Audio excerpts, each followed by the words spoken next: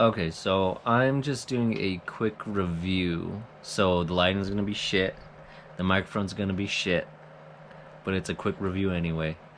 About Assassin's Creed Rogue, and I played Assassin's Creed Rogue Remastered because I haven't played it since the third one came out when I was in high school. So I wanted to jump back into the series and just try to figure out where the story went from there on. So I downloaded a whole bunch of the Assassin's Creed games on my PlayStation, and it was hard to try to like figure out the year which each one was released because I wanted to kind of play it in a not chronological order but release order, and found out that there's a weirdness um, with. Well, I gotta get that bag away from him. That there's a weirdness with the release dates because it's like everything was released like within a year or 2 years of each other in 2014, and it was just confusing.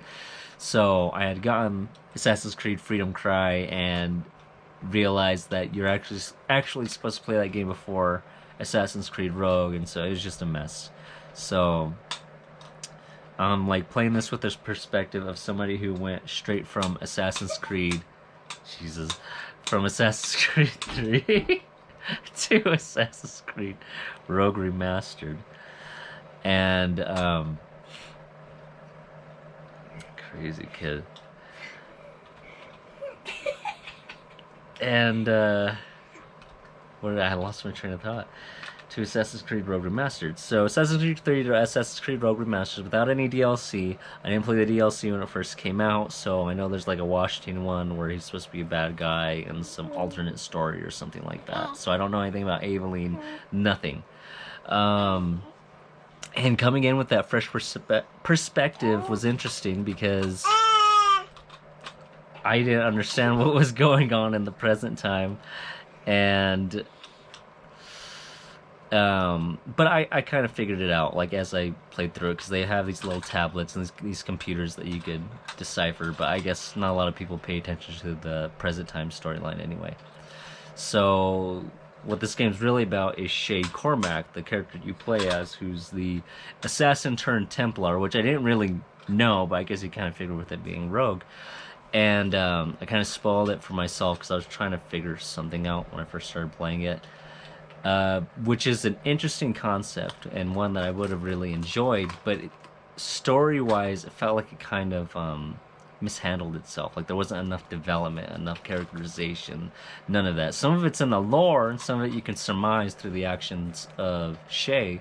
Like you can tell Shay's a hothead because he gets in a fight with somebody from the Brotherhood right away. Um, but then he has this best friend, Liam, and and it's just weird how that bond is supposed to be his best friend from being a kid, somebody who helps turn him to the order, and what it ultimately ends up being towards the end, which I'll revisit. Um, yeah, I know. Here.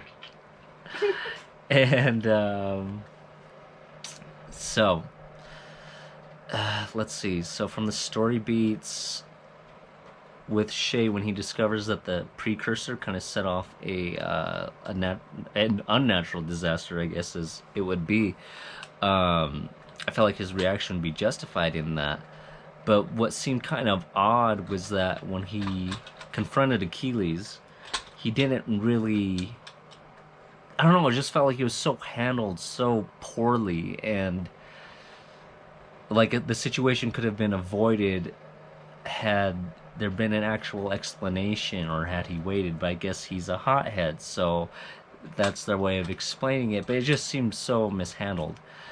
And then he ends up just getting shot, and once he escapes, and that just felt like a weird story choice. But I guess it made sense because he's supposed to be dead, and some time passes, and obviously he survives. With that, he ends up developing a new friendship with, of course, the people who saved him, but that's only like there for a few moments. But it's really with the Templar who kind of mentors him, being Monroe. And yeah, I know, really, huh? And with Monroe, it seems they really build this deep bond as you play through the sequences, but you don't get to experience it. So you're just spending a few missions of the game, saving this guy, and it's kind of like, well, why do I care? You're telling me I care, but I don't care yet. You haven't shown me why I should. You just say I do. Because the player is Shay. So the player needs to experience that emotion. And you just don't spend a lot of time with him. So the good thing that I think the game did was that it did help you build a connection with the assassin mentors. So when it comes time to actually fight them and kill them, I felt like me as the player, I was kind of like, oh, that sucks, because there was some development there with the assassins, and that's probably because, you know, the history of the assassins. Assassin's Creed is you're always an assassin, not a Templar. And with this one, I don't know, you just have a really hard time sympathizing with the Templar Order, though there are some things that make sense, because, you know, order as opposed to chaos is the ideology, so it's an philosophical battle, it almost seems, from all the way to Assassin's Creed 1 to now, which is fine. But the main problem is with Shay's story, and it's so abrupt when you actually go to kill the assassins, and it kind of just happens. There's no time to really process the emotions. There's Shay. There's a few moments where he seems like regretful or conflicted, but they're only fleeting moments, which is unfortunate because, you know, this company was making a lot of money at the time, and they could have spent the time to do this, but it just really seemed more focused on the world itself rather than the story, because the world, you could get lost in it easily. Ship battles, the customization, everything. But in a weird way, and this is just a problem that I find with a lot of open world games, is that there's an empty kind of feeling, an emptiness to the world. And this could just be as a consequence of the technology at that time. But I know for sure, like, the game feels quiet. Super quiet. And I mean, like, you can't really hear anything outside of, like, you know, your footsteps or battle. And that's when the game will kind of play a little battle soundtrack or whatever it has going on. But you don't really hear anything when you're out exploring, save for when you're in your ship and you hear the sea shanties, which is cool. My son loved them. He loved dancing to them. And, you know, it's fun. It's been since, like, Assassin's Creed 4. So actually I was wrong. The last game I had played was Assassin's Creed 4 Black Flag. What'd you say? That's a slip up. Black Flag. Did you say Black Flag? Almost, yeah. I caught myself. I was distracted by our son. And anyway, so yeah, I'm speaking from that perspective.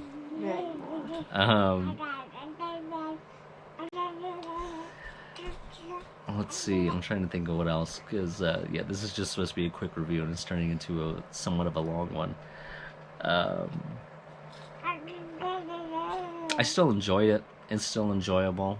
I played it just the once. I tend to want to 100% a game, so I was trying to get all the trophies, but I had beaten the game once I had gotten all the collectibles, and I really didn't feel the need to, you know, play that RNG element in gaming and trying to find, like, a royal ship. So there's, like, a few trophies I didn't get. I got most of them. I definitely completed all the missions and such,